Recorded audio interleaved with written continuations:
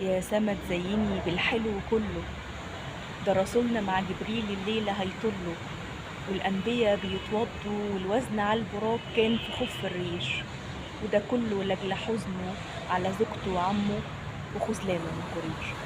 نقدر نقول إنها من ربنا هدية، والحكمة إلهية جواها حنية.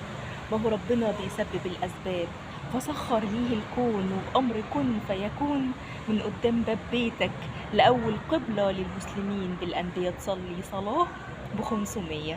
وده كان لكذا غية، أولها مرضية بدخول لقلبه النور فيطرح فيه الحمد، والوصفة بالشفا كانت بصلاة الفرد. ومن 50 ل5 طلب لنا التخفيف بنصيحة من موسى،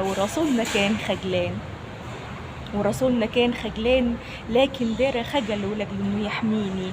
ده حبه بيكسيني وسنته ليا الظهر، ومن غيرها أنا بهلك. يا رسولي أفضالك زرعت فيا وصالك، وبقيت الهوى ليا.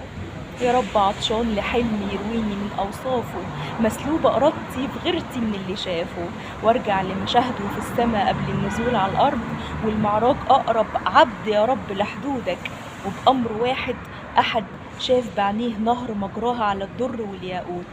كوثر، كوثر شربته مفيش بعدها عطش تاني، للدرجات دي حزنه عليك غالي.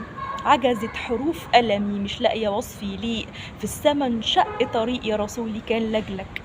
مخلوق الإنسان في كبد والقلب كان مهلوك، مخلوق الإنسان في كبد والقلب كان مهلوك، لكن ربك بذاته اللي وساك من الوجع.